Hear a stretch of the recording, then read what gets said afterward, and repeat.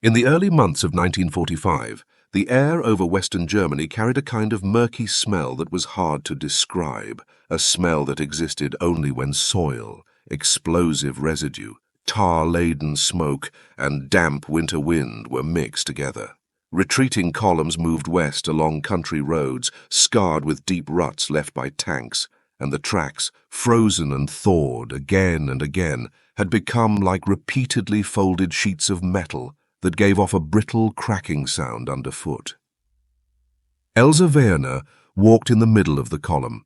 Her boots had been worn to a pale, chalky color over the past weeks of marching, with fine burrs lifting along the edges of the soles.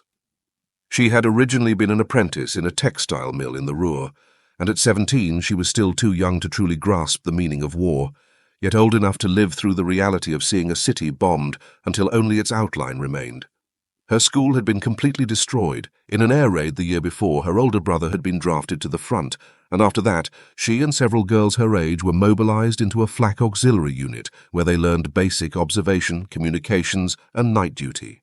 She had seen streets reduced to rubble by bombing, and she had seen children in air raid shelters with faces smeared black by smoke and dust. The war had never explained anything to her. It had simply dragged her by force into its rapidly spinning orbit. One early morning, enemy aircraft made a low-level strafing run that tore open the camouflage netting around the perimeter of the position, and the bombardment that followed turned the wooden command shack in a matter of seconds from a single structure into fragments scattered across the snow. She and the remaining personnel were forced to withdraw westward, and after several officers went missing and supply vehicles were damaged, the small unit she belonged to had in practice lost its command structure. She and the others moved on instinct alone, just following the flow of people. One evening, the road ahead was cut off by American armored units, and they were forced to surrender at the edge of a forest. She could still recall the complicated emotions she felt at the moment she raised her hands: fear, shame, and relief, tugging at her all at once like three different weights. She was taken to a temporary prisoner of war holding area and then, along with a large number of other prisoners, marched under guard to a port. Her fear of America never stopped growing inside her. She had heard countless exaggerated descriptions on propaganda broadcasts. Americans were rich, but cruel. They would humiliate enemy prisoners. They would force them into degrading labor, and they would show no mercy at all to young women. In the holding area, she heard many men whispering among themselves that America was a country that won with steel and canned food, that their supply convoys were so numerous they could fill an entire coastline, that their transport planes flew so fast they could send prisoners to the other side of the earth in a single week. Elsa did not know whether this was exaggerated, but when she was taken aboard a troop transport bound for the United States, and saw the crew stack crate after crate of canned goods with the speed and ease of men shoveling coal, she felt for the first time that she truly understood what the propaganda meant by the enemy's industrial power. It was a scale she had never seen before, not something staged for prisoners, but the real everyday reality of their country. At sea, she tasted a whole slice of white bread for the first time.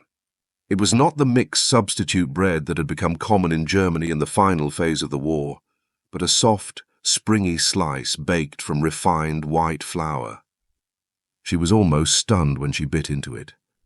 The softness and aroma reminded her of the pastries her mother would occasionally make before holidays in the pre-war years, and yet the association made her feel ashamed, as if she were betraying her homeland.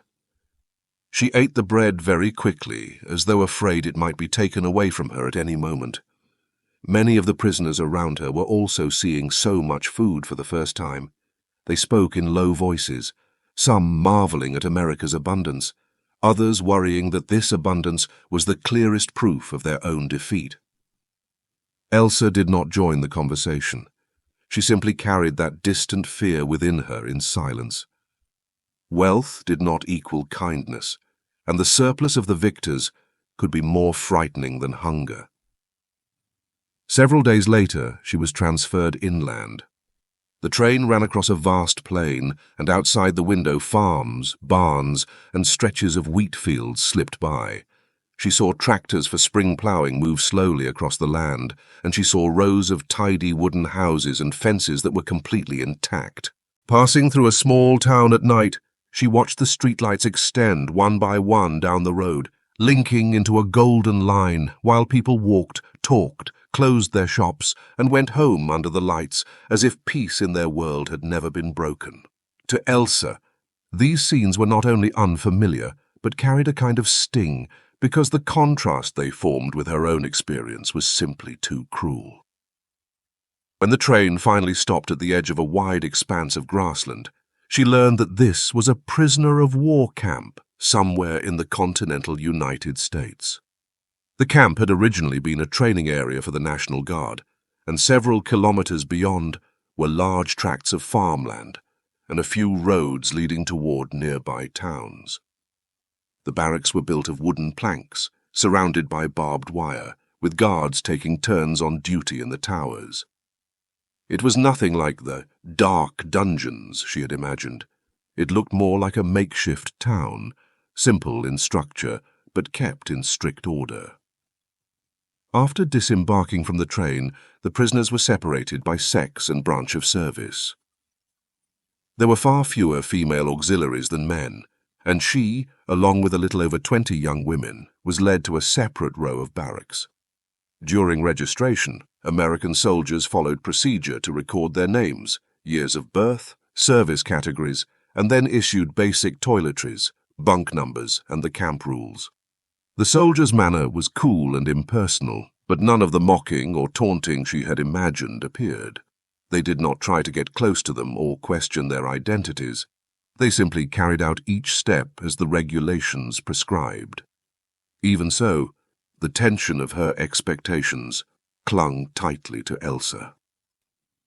She remained wary of every glance in the camp, interpreting every silence as hostility and every order as something that could escalate into humiliation at any time. She never forgot the words printed in those pamphlets, "The enemy will never treat you as human." Their respect was only a facade, and when reality did not match the propaganda, she became even more uneasy, because the unknown was often more frightening than clearly defined danger. She was issued a pair of worn work boots, one size too large, with laces that were thick and stiff. The long transport and daily assignments of labor soon left the boots visibly tired, and during one hurried attempt to put them on, she pulled the lace too hard and opened a thin split along the edge. She tried to tie the most secure knot she could, but it became more and more difficult to keep the boots stable. She knew that if the laces broke, it would be extremely troublesome to walk the several kilometers required for daily labor, and she might even be called out and criticized for it. In her training, falling behind, delaying, and standing out of formation were all errors that would be reprimanded, and as a prisoner, the consequences for mistakes might be even more serious. This anxiety reached its peak on a certain night. The camp announced that the next day a new batch of labor detachments going outside the wire would undergo strict roll call and reorganization, with demands for neat formation and no delays. The guard's manner clearly grew more tense, and patrols became more frequent. As she lay on her bunk, Elsa repeatedly felt for that frayed lace. Even in the dark, she could sense that fine point of weakness. She knew that if it snapped, what awaited her might not only be difficulty in moving, but a humiliating reprimand. And that was precisely what she feared most. The ground outside the barracks had been soaked by overnight rain. The soil was soft and sank slightly underfoot with each step. A line of female prisoners assembled at the gate of the camp, the dampness mixed with the smell of grass, seeping into the early spring air. The guards, dressed in neat uniforms with rifles slung over their shoulders, paced back and forth. Once roll call began, the column moved forward under short, sharp commands, each person trying to keep her movements synchronized, so as not to draw attention to anything that might be classified as disobedience. Elsa stood in the middle of the line, her shoulders tight, her heartbeat amplified by the rhythm of marching feet. When she had just tugged her laces tight, they had already given off a faint sound of fibers straining to the point of breaking, so quiet as to be almost inaudible. yet enough to make every step that followed come with a premonition of pain at her ankle. She tried to make herself relax, but failed. She knew too well that any irregular movement in today's formation could be magnified into a violation of discipline. When the column halted in the mud, the guards began inspecting the ranks. The only sound in the air was the faint metallic rasp of barbed wire vibrating in the wind. And as if to confirm her worst fears, at the very moment they stepped forward again, the lace on her right boot finally snapped completely. There was no buffer, no gradual loosening, only a clean, brutal break. One side of the boot instantly came loose, her ankle lost its support, and her body pitched slightly forward. She hurried to shift her weight to avoid being knocked into by the person behind her, while pressing down with all her strength on the loosened boot to keep it from slipping off altogether. She knew she could not bend down to fix it, nor could she stop moving. She had been warned in training that any unauthorized movement out of formation would be treated as a violation. In the prisoner of war camp, she hardly dared understand that principle as anything but stricter than before. So she continued to shuffle her feet, doing her best to make each step look like normal walking. Yet the instability from her right foot was almost impossible to hide. Each time the sole sank into a patch of mud, the top of the boot gaped outward, and the dampness immediately seeped into her sock.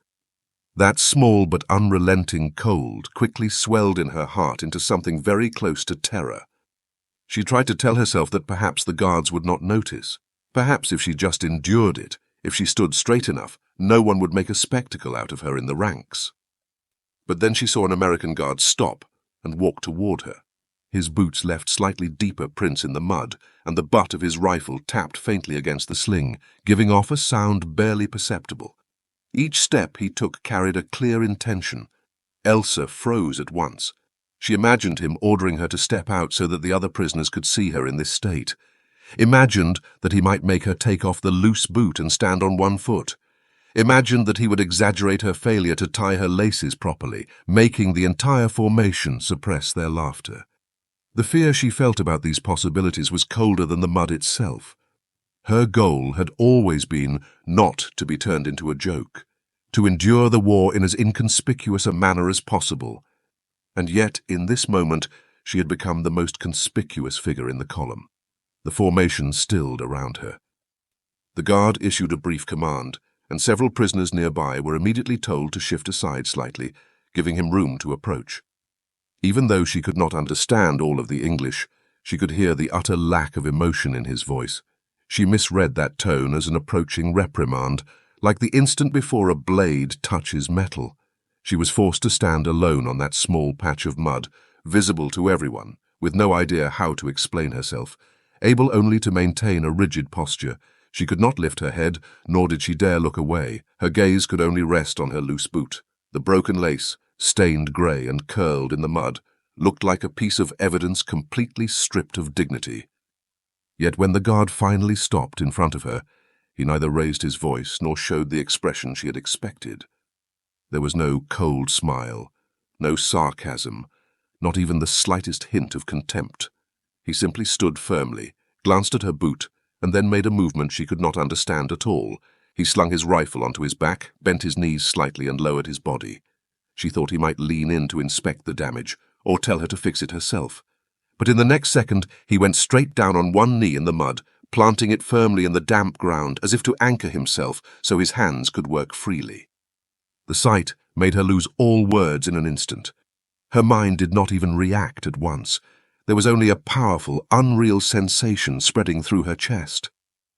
An American guard, a man who within this system held absolute authority over her, a man she had been taught to fear, was now kneeling in the mud at her feet. She could not connect what she was seeing with any of the lessons she had received.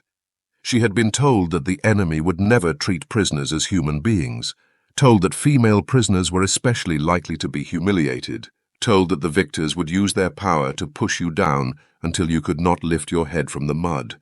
But now, it was the enemy in the mud, and she was standing. This was not supposed to happen. It violated every part of her psychological preparation. The column was completely silent, as though all the sounds of the camp had been paused in that moment. Only the occasional static from the distant loudspeaker and the faint tremor of barbed wire in the wind reminded them that time was still moving. The guard lowered his head and carefully brought the two ends of the broken lace together with his fingers. He gave them a gentle tug and confirmed that he could not simply tie them. Then he pulled a small length of cord from a spare loop on his belt, and with quick but practiced motions spliced it to the broken lace, tied a firm knot, pulled it tight again, and tucked and straightened the ends. His movements were clean and precise, without the slightest hesitation, as if he had done this countless times for a child at home, a younger sister, or a comrade. It was an action inherited from everyday life, not one taught by war. Elsa watched all of this, feeling as though something were pressing against her throat. A strange mixture of warmth and cold surged from her chest at the same time. Fear was replaced in an instant by a confusion she could not name, and she no longer knew whether she ought to thank him or whether she should keep her posture rigid. All she could do was remain standing and force her body to retain its balance. When the guard rose, he only brushed the mud from his knee lightly. He did not say a word to her, merely signaled for her to try a step. She did as he indicated, and found that her boot was solid again. That almost sickening sense that it might slide off at any moment had completely disappeared. The column moved on at once, and the stillness from just moments before became like a fragment that had never been recorded, scattered by the morning wind over the camp. As her right foot came down on the ground, it trembled slightly of its own accord. It was not because of the cold, but because she realized that what she had just experienced was something that, in her world, was almost impossible.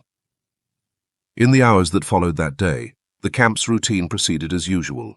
Roll call, distribution of tools, marching out to the worksite, then performing simple farm-related tasks according to their assignments. The sun gradually rose, its light filtering through gaps in the barbed wire to fall across the path along which the column advanced. The mud dried slowly under the sunlight, and the air grew a little warmer, yet Elsa's steps retained a dazed quality. Again and again she checked whether her boot was secure, making sure each step landed firmly, a habit that ought to come from caution, yet what she was really trying to confirm deep in her heart was something else altogether, whether that lace had truly been tied by an American guard's own hands. She found herself unable to concentrate on the work. Whenever she bent to pull up weeds or to move a crate, her thoughts would wander. Whenever she heard a guard's footsteps around the column, boots brushing over dry grass, she could not help but look up. Most of the time, the guard who had tied her lace blended in among the other patrolmen, completely unremarkable. He did not give her any extra attention because of what had happened that morning, nor did he show the slightest sign of recognition. He was merely one of the soldiers responsible for maintaining order, carrying a rifle, counting heads, watching the formation, his conduct no different from the others. Precisely for that reason, his action seemed even more inexplicable to her. The more ordinary he appeared, the less surplus emotion he displayed, the more that fleeting moment felt like an illogical exception. She did not understand why this exception had occurred to her, nor why such a small gesture could leave her so deeply unsettled for so many hours. During a break in the work, she stood at the edge of the field, letting the sunlight fall on the damp earth. A few prisoners nearby spoke softly about the weather and the food. Someone grumbled that the soil was stickier today than on previous days. Someone else speculated that they might be reassigned to more distant farms when summer came. She listened to their voices as if they came from another world. Her thoughts, however, remained fixed on that moment in the morning. For the first time, she tried to recall the expression on the guard's face as he approached her. She realized that there had been none of the scorn she had imagined there, none of the victor's sneer she had seen so often in propaganda leaflets. He had simply seen a person in need of help, and then made the most direct choice, one that required no thought. He had not shown mercy, nor had he shown a sense of superiority. He had just lowered himself naturally. The action contained no drama and no symbolism, yet it filled her with a profound unease. At midday, she sat in the shade of a tree and let her fingers gently touch the lace, now darkened by mud. The spot where it had been retied felt rough under her skin, but its firmness was unmistakable. She felt none of the humiliation she might have expected. On the contrary, what she sensed was an unfamiliar feeling of being cared for. It was precisely this unfamiliarity that left her so completely at a loss. Yet Elsa could not ignore the change within herself. She began to revisit every image she had ever had of enemy soldiers, images built up through training, broadcasts, posters, and comrades' stories, cold, brutal, unapproachable. But the scene from that morning stood in absolute contradiction to those images, and in just a few seconds it had stripped her preconceptions of all validity. She suddenly realized that everything she had previously believed was constructed to meet the needs of war, built on a foundation of a state that required its people to maintain fear and hatred in order to keep resisting. When that foundation was lightly touched by reality, it crumbled with surprising ease. That night, back in the barracks, the light was dim. A few girls borrowed one another's light to mend their clothes or to straighten their hair with wooden combs. The air outside was faintly cool and seeped in through the cracks, making the interior feel even quieter. Elsa lay on her bunk, resting her head on a thin pillow, unable to sleep for a long time. She stared up at the boards above her, at the wood grain slightly warped by damp, and listened to the low murmur of guards changing shifts in the distance. Her thoughts once again returned to that figure kneeling in the mud. She began to realize that for the guard, it might have been nothing more than a completely ordinary act on one of countless working days. He might not remember it at all, may have simply dealt with the situation in front of him out of habit, not wanting the column to be delayed or thrown into disorder. For him, it might have been no different from picking up a dropped object for someone, signaling someone to adjust their position in formation, or reporting a wounded prisoner for medical attention, one of many small decisions made in the course of a normal day. But for her, it was a gesture that could not be easily absorbed into the everyday. It shattered her understanding of what it meant to be a prisoner, and made her aware that, outside the rigid structures of military discipline and national ideology, human nature could still exist independently of those frameworks. She could not let this incident slip away like mud carried off on the soles of her boots. It remained stubbornly in her memory, growing larger over time. In the darkness after lights out, she asked herself again and again, if that guard was only an exception, then what about the others? If the enemy was not what she had always imagined, could the suffering she had experienced still fit into any rational explanation? If war pushed everyone toward becoming less than human, were there still moments when certain individuals chose to stop and act in a way that ran counter to everything around them? These questions were too large and too deep, far beyond what a 17-year-old girl in a prisoner-of-war camp could answer. She could only press them down in her heart, like pressing a still warm stone beneath her hands. She did not know when the war would end. She did not know whether she would ever return home. She did not know whether anyone in the future would be willing to listen to her memories of a broken shoelace. But she knew that when she closed her eyes again, the figure kneeling in the mud was still as vivid as if it had just happened. In the weeks that followed, the rhythm of life in the camp gradually settled. The temperature in spring crept up little by little, and the color of the fields shifted from grey-brown to a softer green. Each day the work details lined up at dawn, marching along fixed routes under guard to and from the places where local farm owners had assigned them simple tasks. Elsa's boots were still old and still stiff, but the retied lace was far stronger than she had expected. Over several consecutive days of marching, it never loosened again. The rough knot lay quietly against the top of her foot, a constant reminder that the scene she had witnessed was not a hallucination. She slowly learned to observe the guards from within the column. Most of them maintained the same regular pattern, patrolling, calling the roll, issuing commands. Some had expressionless faces, some looked tired, and some were so young they seemed barely older than students. She noticed that the guard who had tied her shoelace was not unique. Occasionally, when the column halted, he would adjust the position of a prisoner struggling to hold their tools. When someone stumbled on a stone while walking, he would use a simple hand gesture to tell them to regain their footing rather than immediately scolding them. On rainy days, he would let the columns press closer to the eaves so that those in the front rows would not be drenched by the downpour during roll call. All these actions were so simple they scarcely seemed worth remembering, and precisely for that reason they appeared unplanned and untheatrical. For Elsa, such small gestures had a paradoxical effect. On the one hand, they forced her to rethink the concept of the enemy and compelled her to re-evaluate the images she had been fed since childhood.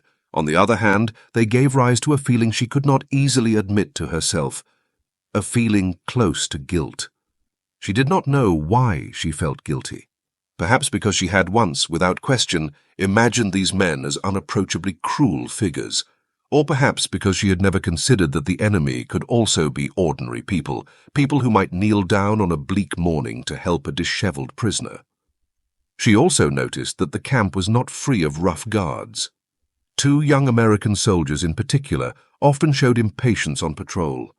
They would rap on the barbed wire to warn the prisoners to move aside and insert unnecessary shouting into their commands. The first time Elsa witnessed this behavior, her fear surged back to its original intensity.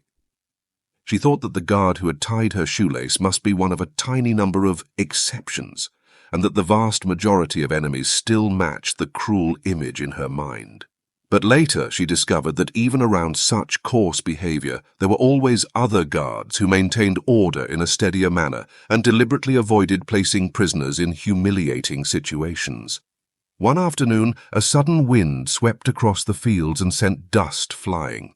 On the way back to camp, when the direction of the wind abruptly shifted, an older male prisoner was blinded and nearly collided with the person in front of him. For a moment the column fell out of line, and the guard in charge quickly blew his whistle to halt them. But his voice carried no shrill rebuke. He simply told everyone to hold their positions. When the dust had settled, he walked over to the old man, helped him to the edge of the formation, checked whether he was hurt, and then signaled for him to steady his breathing and stand straight again. The scene passed quickly, but for Elsa it offered another reason to think. War had placed everyone in a harsh environment, yet it had not completely stripped away each person's capacity for judgment. She began to feel a subtle but persistent wavering. It was as if the truths she had once regarded as unassailable were becoming loose, and that loosening itself cast her into a new and different unease. She was unsure what exactly was wavering within her or whether it should be allowed to. She still remembered the way her hometown had become a charred ruin after the bombings, and she still remembered the friends and relatives the war had taken away. She could not easily forgive, nor could she reconstruct an entire world view in just a few days. Yet it was precisely those small acts, those wordless moments of gentleness, that made it impossible for her to continue imagining the enemy as purely monstrous. In the evening, when she returned to the camp, the afterglow of the setting sun shone through the barbed wire, casting long, straight shadows on the ground. As she passed the patch of mud by the gate, her footsteps slowed unconsciously. It was there that her shoelace had snapped. The soil was drier now, its surface made rough by sun and countless footprints, but she could still keenly feel that the scene from that day lingered there. She looked at the tip of her boot and let her gaze rest on the place where the lace had been tied tight. It was a knot stronger than the lace itself, because it had been tied into the worldview she had clung to for so long. She began to recall the misinterpretations she had made at the time. She remembered standing in the middle of the formation with her heart pounding like fists on a wooden crate, remembered how certain she had been that she was about to be humiliated in front of everyone, remembered the suffocating stillness that fell over the ranks when the column stopped because of her. But now, as she replayed each movement of that moment in her mind, she realized for the first time that the details she had once read as mockery, the guard's command, the pause in the march, the way the people beside her shifted aside, had all existed to allow him to come closer, to kneel down, and to tie that shoelace for her. In the dark, she lay awake listening to the sound of guards changing posts in the distance. He understood that life in the prisoner of war camp would not be fundamentally altered by that single scene. Her status remained the same, and the guard's duties remained the same. Yet she knew that her way of seeing the world had been cut open, just slightly, by those brief 10 seconds. As the season slowly turned, the wind around the camp grew milder, and the soil in the fields changed from damp to loose. The air carried the scent of grass. Elsa and her companions walked the route between the camp and the work details day after day. Their lives were neither easy nor unbearably harsh. The American authorities allocated fixed hours of labor to the prisoners according to regulations, forbidding corporal punishment and prohibiting the deprivation of basic rest. Because this camp was on American soil rather than at the front, it did not feel as taut as the front line, but instead resembled a temporary town held firmly together by rules and procedures. In such an environment, time sometimes seemed suspended in mid-air, no longer speeding toward any particular despair. Elsa began to grow accustomed to the rhythm there. She learned to distinguish the footsteps of different guards, watched the movement of clouds across the sky during midday breaks, and checked her shoelaces each evening to see if they were still secure. She found that the rough knot had taken on a faint shine with the passing of time, worn by alternating sun and sweat until it resembled something more symbolic than cracked leather. Whenever she felt the steady firmness under her feet as she returned to camp at dusk, she would think of that patch of mud, that silent guard, and the action that had caused her world to fall briefly still.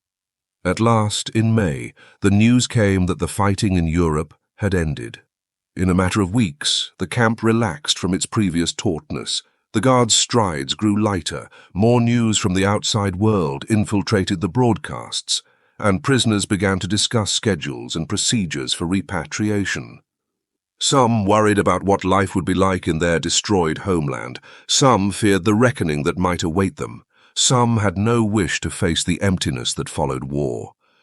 Their emotions in that time were complicated and hard to voice. The collapse of the state, the rout of the fronts, the ruins of their homes, all of these realities echoed behind every item in the news. On an early summer day, the repatriation list finally reached her group. Her name was on it, which meant she would soon leave America and return to a country repeatedly torn apart by war. That night, the camp lights shone on the barbed wire and reflected in rings on the ground like silent ripples. Some prisoners embraced one another, others sat in silence. Some were too excited to sleep at all. Elsa, however, sat alone on her bunk and lowered her eyes to her boots. The knot in the lace was no longer conspicuous, as though time had allowed it to fade into the rest of the shoe. But she knew that the real change was not in the leather under her feet. It was in a once empty place in her heart that had been filled with an image she could not forget. She always remembered that morning, the color of the mud, the dampness in the air, the tense breathing in the formation, the low hum of engines from far away, and the faint rustle of stiff cloth when the guard knelt. At the time, the gesture had seemed utterly insignificant, but in every day that followed, it resurfaced in her memory again and again, like a symbol that lay beyond her understanding. She could not give it a name, but it continually reminded her that war could neither fully shape a person nor entirely destroy one. The journey home was quieter than she had expected. Once again, she boarded a train through the American interior, looking out at farms, barns, intact towns, and dense clusters of lights. She tried to commit these scenes to memory, knowing that where she was going would no longer be a complete world. She was returning to ruins, to a city bombed down to its structural skeleton, to a life that would have to be rebuilt from the ground up. For many years after the war, she never took the initiative to speak about her time in the American prisoner of war camp. She was busy rebuilding, making a living, caring for family. She saw the city gradually rise from the rubble, saw shops open their doors again, saw children playing on empty foundations, heard the church bells ring once more on a certain spring day. In these changes she searched for reasons to keep living, yet she still did not mention that shoelace. It was not shame that silenced her, nor fear, but an inability to find words to convey its meaning.